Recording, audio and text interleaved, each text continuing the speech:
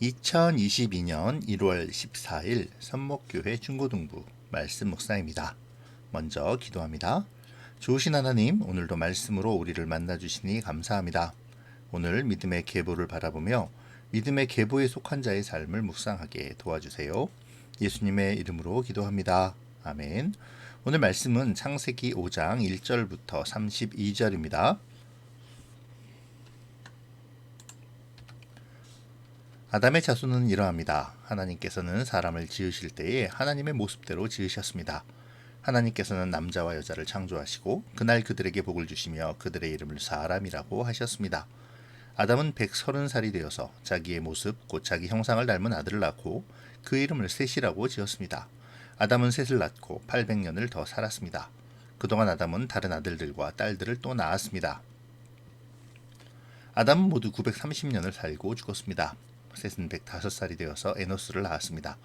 셋은 에노스를 낳고 807년을 더 살았습니다. 그동안 셋은 다른 아들들과 딸들을 또 낳았습니다.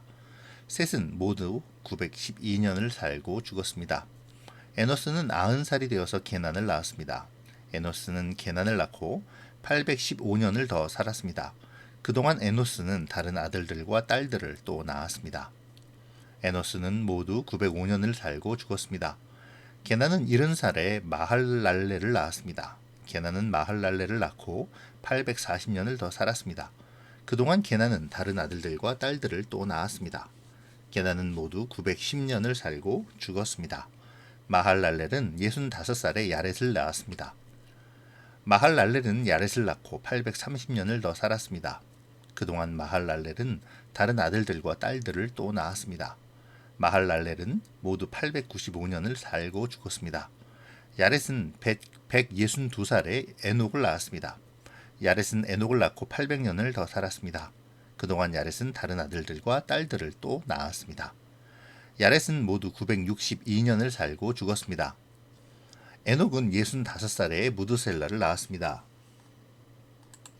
에녹은 무드셀라를 낳은 후 300년 동안 하나님과 깊은 관계를 누리며 지냈습니다. 그동안 에녹은 다른 아들들과 딸들을 또 낳았습니다. 에녹은 모두 365년을 살았습니다.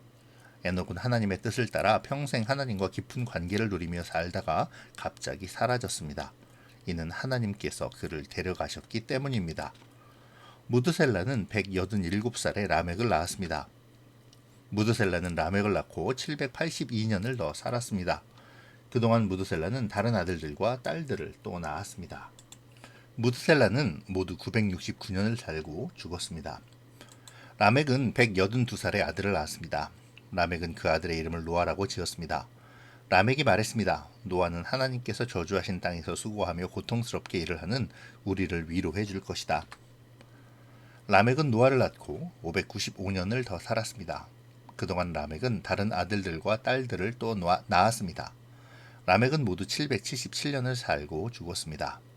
노아는 500살이 지나서 셈과 함과 야벳을 낳았습니다.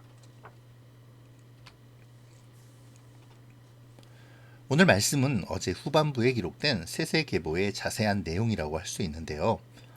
아담으로부터 시작된 하나님의 백성들의 계보가 노아 때까지 기록되어 있는 것이죠. 먼저 본문은 사람이 하나님의 모습대로 지어졌음을 밝히며 시작하는데요. 이는 1장에서 하나님의 형상대로 지어졌음을 다시 강조하는 것이죠. 사람은 하나님에 의해 하나님의 모습과 형상대로 지어졌다는 사실을 반복하는 이유는 그것이 그만큼 사람에게 있어서 중요하기 때문인데요. 사람이 모든 피조물보다 특별히 사람을 그 중에서도 더 특별히 하나님을 믿는 우리를 사랑하시는 이유가 여기에 있죠. 하나님의 형상을 가진 우리는 그만큼 하나님의 뜻과 의지를 파악할 수 있습니다. 또한 하나님의 뜻과 의지를 삶 속에서 실현해야 할 의무도 있죠. 하나님은 자신의 모양대로 지음받은 우리의 하나님의 백성이 하나님의 말씀대로 하나님의 뜻을 세상에 전하는 삶을 살기를 원하시고 계십니다. 그러한 삶을 산 사람들이 바로 오늘의 본문에 나오는 사람들이죠. 그들은 특별히 어떤 업적을 남기거나 하지는 않았습니다. 그저 자신의 삶을 충실히 살아갔죠. 어제 본문에서의 가인의 후예처럼 화려한 문화나 다른 사람을 지배하고자 하는 일도 없었습니다. 그저 태어나서 살다가 자녀를 얻고 또 살다가 죽었다라는 것이 기록의 전부이죠. 그럼에도 성경이 긴 지면을 할애하여 말하는 이유가 있겠죠. 특별한 업적을 남기지 않아도 하나님의 사람으로 하나님의 사람답게 하나님과 동행하며 하나님의 뜻을 따라 살았다라는 것입니다. 사실 하나님의 사람으로서 이보다 더 큰 업적은 없습니다. 하나님은 어떤 큰 업적을 남기고 문화를 만드는 것보다 하나님의 사람으로 하나님이 원하시는 삶을 사는 것을 더 기뻐하시니까요. 이들은 별로 하는 일 없이 그저 그렇게 살다가 죽은 것처럼 보이지만 이들의 계보를 통해 노아가 탄생하고 노아로 말미암아 홍수의 심판 때 세상이 보존되고 인류의 역사가 이어지며 하나님의 생명의 약속이 주어지는 놀라운 업적이 이루어집니다. 하나님의 뜻을 따라 사는 사람의 평범한 삶이 결국 하나님의 위대한 역사를 만들어가게 됨을 확실하게 보여주고 있죠. 오늘 우리가 이 믿음의 계보를 바라보며 평범하지만 하나님의 뜻에 따라 살아가는 사람의 축복과 은혜를 깨달을 수 있었으면 좋겠습니다. 그저 그렇게 살아가는 것처럼 보이지만 그 삶 속에 하나님의 기뻐하심이 있고 더 나아가 하나님의 위대한 역사가 준비되어짐을 기억하며 오늘 하루를, 우리의 일상을, 우리의 삶 전체를 하나님께 맡기고 하나님과 교제하며 동행하는 우리의 삶이 되기를 바랍니다. 기도로 마칠게요. 좋으신 하나님 감사합니다.